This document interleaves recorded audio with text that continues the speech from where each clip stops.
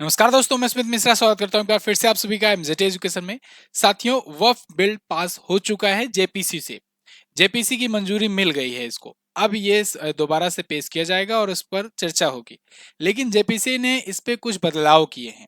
ये 14 महत्वपूर्ण बदलाव क्या क्या हैं, आज की वीडियो में हम लोग डिटेल से समझने वाले हैं। जेपीसी यानी ज्वाइंट पार्लियामेंट्री कमेटी को ये बिल अगस्त 2024 में ही सौंपा जा चुका था, यानी कि 6 महीने पहले। अभी मैंने वीडियो बना करके आपको दी थी और डिटेल समझाया था वह बोर्ड है क्या। उसको अगर जानना है तो पिछली वीडियो देखिए। आज हम लोग चर्चा करने वाले हैं ये जो अमेंडमेंट किए गए हैं 14 महत्वपूर्ण, ये कौन कौन से अमेंडमेंट हैं और ये जब पास हो गया है तो अब क्या क्या बदलाव देखने को मिलेंगे। जेपीसी यानी ज्वाइंट पार्लियामेंट्री कमेटी के पास ये भेजी गई थी और अगस्त में भेजा गया था। इस पर काफी चर्चा पर चर्चा हुई। देखो, ये वाला जेपीसी बहुत ज्यादा चर्चे में रहा। क्यों चर्चे में रहा? क्योंकि इसमें मारधाड़ तक स्थिति आ गई थी। जेपीसी के एक सदस्य ने तो जगदम्बिका पाल, जो अध्यक्ष हैं, इनके ऊपर बोतल फेंक दी थी। मतलब बहुत सारे ऐसी चीजें हुई। किसी ने ग्लास तोड़ दिया था। मतलब ये वायलेंट हो गया था। जेपीसी की जब भी बैठक होती थी काफी विवाद देखने को मिलते थे। कई कई बार तो मीटिंग कंप्लीट भी नहीं हो पाती थी। फिलहाल 34 ऐसी बैठकें हुई, 108 से ज्यादा घंटे का डिस्कशन हुआ। उसके बाद 14 महत्वपूर्ण बदलावों के साथ ये पेश किया जा रहा है दोबारा से। अब ये कमेटी अपनी रिपोर्ट सौंपेगी।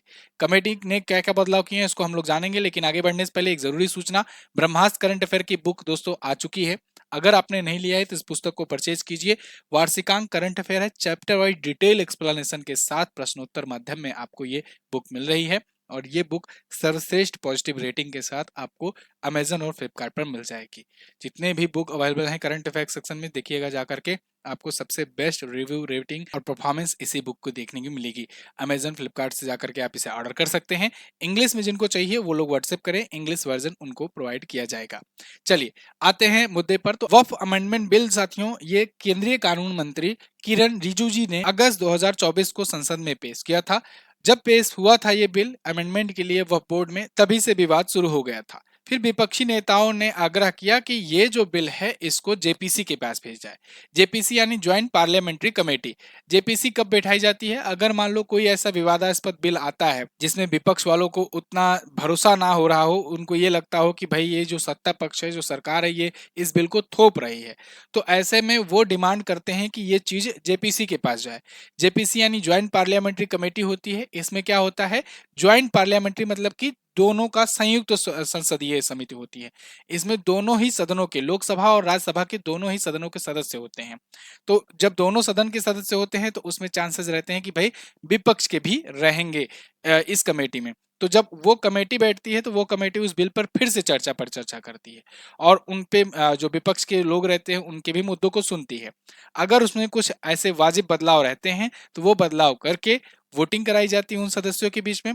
जब वो वोटिंग होता है और जब बदलाव हो जाता है सक्सेसफुली, उसके बाद दोबारा से बिल लाया जाता है और कहते हैं कि ये चीजें भाई हटा दो, उसके बाद बिल पेश करो। ठीक है, क्योंकि अब ज्वाइंट पार्लियामेंट्री कमेटी का डिसीजन आ गया है, इसकी रिपोर्ट आ गई है। ऐसे ही वक्फ अमेंडमेंट बिल पर भी ये विवाद जो है ये आगे निपट सके, इसके लिए जेपीसी के पास भेजा गया था। इसके लिए 31 सदस्यीय जेपीसी का गठन किया गया, जिसकी अध्यक्षता दी गई जगदम्बिका पाल जी को। ये लोकसभा के सांसद हैं और इनको अध्यक्षता दी गई, इनकी अध्यक्षता में 31 सदस्यों वाली थी। अब इसमें 31 में जो है, इसमें 10 सदस्य तो थे आपके राज्यसभा से और 21 सदस्य जो थे ये लोकसभा से थे। लेकिन इसमें एक दिक्कत ये हुई कि बीच में एक व्यक्ति जो है ये उठ करके चले गए, मतलब इसको छोड़ दिए। कौन थे वो दिलीप सैकिया। दिलीप सैकिया जो है ये अब नहीं है इसके सदस्य। तो अब संख्या बची 30 सदस्य। ये बात याद रखना, जितने भी सिविल सर्विसेज के एस्पिरेंट हो उनके लिए ये इंपॉर्टेंट है। तो अब 30 सदस्यों के जो ये समिति थी इसका ये डिसीजन आया हुआ है। लेकिन अब इस पर भी फिर से विवाद शुरू हो गया है। विपक्ष का ये कहना है कि जगदम्बिका पाल जी ने मनमानी तरीके से ये 14 संशोधन किए हैं और हमारी बातें नहीं मानी है। ये केवल जो सत्ता पक्ष वाले हैं, एनडीए के जो मेंबर्स थे, उन्हीं की बातें मानी है और हमारा वाला जो मांग था वो डिसअप्रूव कर दिया था। इनकी क्या मांगे थी? देखिए, विपक्ष ने सरकार के 44 प्रस्तावों में से 43 पर विरोध जताया था और इसमें संशोधन का प्रस्ताव रखा था। मतलब सरकार इस अमेंडमेंट बिल के तहत 44 संशोधन करना चाह रही है, लेकिन उन 44 में से 43 पर आपत्ति जता दी विपक्ष ने। विपक्ष ने कहा इन 43 पर संशोधन किया जाए। तो इसी पर चर्चा के लिए ये जेपीसी के पास गया था। 34 बैठकें हुई, 284 से अधिक हितधारकों ने इसमें परामर्श किया और 108 घंटों तक ये डिस्कशन टोटल चला है अभी तक। विपक्ष और सत्ता पक्ष दोनों के प्रस्तावों पर बहस और मतदान हुई। हर एक बिल को लेकर खंड बाय खंड, जैसा कि जगदम्बिका पाल जी ने इंटरव्यू में आके कहा कि हर एक जो अमेंडमेंट किया गया था उस पे खंड दर खंड हर एक पैराग्राफ पर डिटेल से चर्चा हुई है और उसके बाद वोटिंग हुई है। वोटिंग कैसी? इन्हीं में जो सदस्य थे उनकी बीच की वोटिंग, और मतदान ज्यादातर मामलों में 10-16 से सत्ता पक्ष के पक्ष में आया है। तो अब देखो यहाँ पर संयुक्त संसदीय समिति ने सोमवार को मसौदे को मंजूरी दे दी है। अब इन्होंने भाजपा के नेतृत्व वाले एनडीए के सदस्यों के द्वारा प्रस्तावित 14 संशोधनों को शामिल किया हुआ है। इन्होंने 14 ऐसे बदलाव किए हैं जो सत्ता पक्ष ने दिए तो थे, लेकिन उनमें थोड़ा थोड़ा करेक्शन किया गया, थोड़ा थोड़ा इंप्रूवमेंट किया गया है, बाकी इसके साथ अप्रूवल दे दिया गया है। तो अब ये कौन कौन से हैं संशोधन, उनको हम लोग आगे जानेंगे। बजट सत्र के दौरान अपनी रिपोर्ट ये पेश करेंगे। बजट सत्र 31 जनवरी से शुरू होकर के 4 अप्रैल तक चलेगा। संसद में 3 सत्र होते हैं, बजट सत्र, मानसून सत्र और शीतकालीन सत्र। तो इनमें बजट सत्र शुरू होने वाला है, 31 जनवरी से शुरू होगा। 1 जनवरी को निर्मला सीतारमण जी बजट पेश करेंगी अपना 8वां। उसके बाद देखिए लोकसभा में ये 31 जनवरी से 13 फरवरी तक चलेगा। उसके बाद फिर राज्यसभा में ये बजट सत्र चर्चा के लिए जाएगा। तो टोटल 31 जनवरी से 4 अप्रैल तक इस पर बजट सत्र का, बजट सेशन होने वाला है संसद का, और उसी दौरान ये भी पेश किया जाएगा। तो ये 13 फरवरी के पहले पहले इनको पेश कर देना है वहां पर। अब इसमें देखिए क्या क्या संशोधन हुए हैं, अब उसको हम लोग जानना शुरू करते हैं कि क्या क्या महत्वपूर्ण बदलाव के साथ ये एक्सेप्ट किए जाएंगे। पिछला वाला जो संशोधन था उसमें ये कहा गया था कि जो जिले का कलेक्टर हो उसे ये अधिकार दे दिया जाए कि कोई भी संपत्ति ये वक्फ संपत्ति है या नहीं, ये जिला कलेक्टर डिसाइड करे। लेकिन अब ये अधिकार इस जेपीसी ने क्या बताया है संशोधन में, इन्होंने कहा है कि यह अधिकार राज्य सरकार को दिया जाएगा। राज्य सरकार एक अधिकारी नियुक्त करेगी, वो अधिकारी जिला कलेक्टर हो या ना हो ये कोई जरूरी नहीं होगा। मतलब पहले जिला कलेक्टर को ये अधिकार दिया गया था, लेकिन अब ये नहीं रहेगा। और 1995 वाले में जिसका अमेंडमेंट किया जा रहा है उसमें क्या बात कही गई है, वक्फ अधिनियम 1995 में यह अधिकार सर्वेक्षण आयुक्त और अतिरिक्त आयुक्तों के पास था। अब दूसरा क्या था संशोधन, दूसरा बड़ा संशोधन क्या किया गया है, एक अन्य विवादास्पद प्रावधान में भी बदलाव को मंजूरी दी है, जिसके तहत सेंट्रल वक्फ बोर्ड काउंसिल जो है वो राज्य के वक्फ बोर्ड में 2 गैर मुस्लिम सदस्यों को शामिल करना अनिवार्य किया गया था। ये भी एक महत्वपूर्ण संशोधन किया गया था कि 2 गैर मुस्लिम जो हैं वो बोर्ड में रहेंगे, ये अनिवार्य था। लेकिन इन्होंने क्या किया कि इस अनिवार्य शब्द को हटा दिया कि ठीक है जो सेंट्रल वक्फ बोर्ड है वो राज्यों का, आपको पता होगा कि एक सेंट्रल वक्फ बोर्ड है, उसके बाद सभी राज्यों में अपना अपना राज्य का वक्फ बोर्ड है। कई कई राज्यों में जहां सिया सुन्नी दोनों टाइप के कम्युनिटी पाई जाते हैं ज्यादा मात्रा में, तो वहां सुन्नी बोर्ड अलग है और सिया बोर्ड अलग है, ठीक है ना। तो यहाँ अनिवार्य शब्द को हटाया गया है और साथ ही साथ में इसमें संरचना में भी बदलाव किया गया है। मतलब इसमें कहा गया था 2 गैर मुस्लिम सदस्यों, इसमें कहा गया है एक विद्वान सहित 3 सदस्य को शामिल किया जाएगा। विद्वान मतलब क्या हो सकता है, कोई मौलवी हो या हो सकता है कोई प्रोफेसर हो, मतलब कोई किसी भी कम्युनिटी का भी हो सकता है, मुस्लिम का भी हो सकता है, क्योंकि वो अनिवार्य नहीं होगा गैर मुस्लिम, और लेकिन वो पढ़ा लिखा हो, विद्वान। एक और महत्वपूर्ण संशोधन में क्या कहा गया है कि वक्फ बाय यूजर जो प्रावधान था पहले, तो इसको भी अब बदला जाएगा, जबकि बिल ने इसे पूरी तरीके से खत्म कर दिया था। पैनल ने संशोधन को मंजूरी देकर कि कहा है कि वक्फ बाय यूजर कानूनी पूर्व व्यापी रूप से लागू नहीं होगा जब तक कि संपत्ति पंजीकृत है। पहले क्या था, अगर मान लो कोई यूजर है वो अपनी संपत्ति को वक्फ कर देता है, वक्फ बाय यूजर इसे कहते थे कि वक्फ कर देना, मतलब कि वो संपत्ति वो वक्फ बोर्ड को दान दे रहे हैं। वक्फ बोर्ड क्या होता है, अगेन मैं फिर से रिमाइंड करा दूं, इस पर मैंने डिटेल से वीडियो आपको बना करके दी हुई है, इसको आप लोग देखिएगा जरूर। वक्फ बोर्ड एमजेटी एजुकेशन लिख करके सर्च करेंगे तो आपको हमारी वीडियोस मिलेंगी। तो उसमें मैंने आपको बताया था ना कि वक्फ बोर्ड जो है इसका गठन बेसिकली इसीलिए किया गया था जिससे जो रिलीजियस पर्पज के लिए जो प्रॉपर्टीज आती हैं, जो दान में दी जाती हैं, उनका मैनेजमेंट किया जा सके, इसके लिए वक्फ बोर्ड का गठन किया गया था।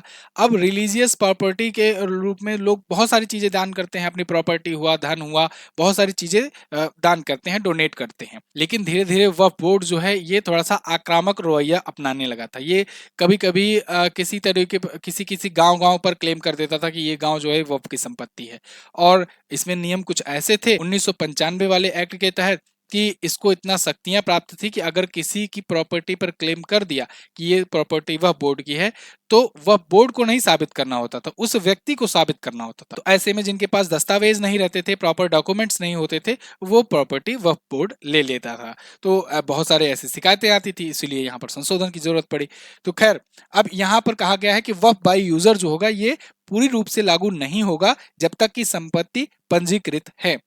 अगर संपत्ति रजिस्टर्ड है तभी कोई वक्फ बाय यूजर कर सकता है। मतलब अगर मान लो मेरे पास कोई संपत्ति है और वो संपत्ति, वो प्रॉपर्टी जो है वो रजिस्टर्ड है मेरे नाम, तब तो मैं उसको वफ कर सकता हूँ, वफ बाय यूजर कर सकता हूँ, नहीं तो वफ बाय यूजर नहीं कर सकते। ठीक है ना। तो अब ये तो कहा गया इस संशोधन में, बिल में क्या कहा गया था, बिल में कहा गया था ये वफ बाय यूजर वाला सिस्टम ही खत्म करो। यहाँ पर जेपीसी ने कहा कि ये सिस्टम रहेगा, बस बशर्ते कि वो रजिस्टर्ड होना चाहिए।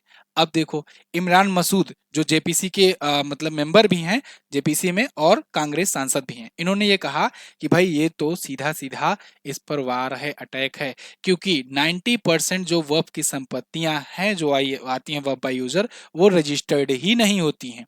तो जब रजिस्टर्ड ही नहीं होती हैं, इसीलिए तो वर्ब बोर्ड जाकर के क्लेम करता है।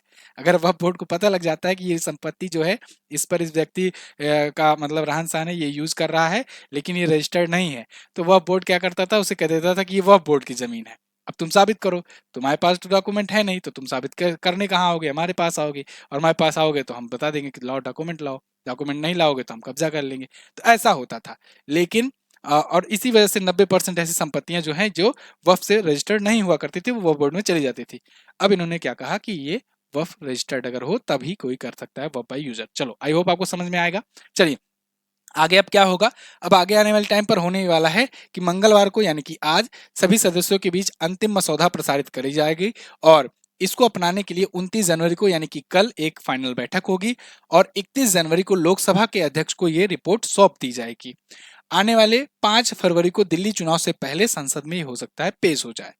बजट सत्र चलेगा 1 तारीख को, 1 और 2 को निर्मला सीतारमण जी स्पीच देंगी शायद, उसके बाद 3 या 4 फरवरी में जब भी बैठक हो तो इसे पेश कर दिया जाएगा, जिससे 5 फरवरी को होने वाले चुनाव के पहले पहले ये आ जाए, जिसका सीधा सीधा असर 5 फरवरी को होने वाले चुनाव पर देखने को मिल सकता है। आपको अब क्या लगता है, आप कमेंट करके जरूर बताइएगा। ये चुनाव से पहले ही ऐसे अनाउंसमेंट क्यों किए जा रहे हैं, इतनी सारी फ्रीबीज, 8वां वेतन आयोग का घोषणा, इसके बाद इधर वक्फ बोर्ड वाला भी तुरंत फटाफट से इसका आ जाना। अभी 1 तारीख को बजट जो आएगा उसमें तो बहुत सारी लॉलीपॉप तो दिए ही जाएंगे दिल्ली वालों को। खैर जो भी होगा वो देखा जाएगा। अगर वक्फ बोर्ड के बारे में और जानना चाहते हो तो ये जो मैं पीडीएफ दूंगा इसमें डिटेल से वक्फ के बारे में पूरा बताया गया है, और इसमें डिटेल से मैंने पिछली वीडियोज में भी जो बताया है उसका कंटेंट है, तो आप यहाँ पर देख सकते हो। वक्फ बोर्ड जो है वो भारत में तीसरी सबसे ज्यादा संपत्ति रखता है, किसके किसके बाद, इंडियन रेलवे और भारतीय सेना के बाद। तो ये सब चीजें, डाटा, पूरा डॉक्यूमेंट आपको दे दिया जाएगा टेलीग्राम ग्रुप पर, टेलीग्राम ग्रुप ज्वाइन कर लो। और आप अगर बुक ऑर्डर करना चाहते हो तो बुक ऑर्डर कर सकते हो। थैंक यू सो मच, मिलेंगे अगली वीडियो में, तब तक के लिए नमस्कार, जय हिंद, वंदे मातरम।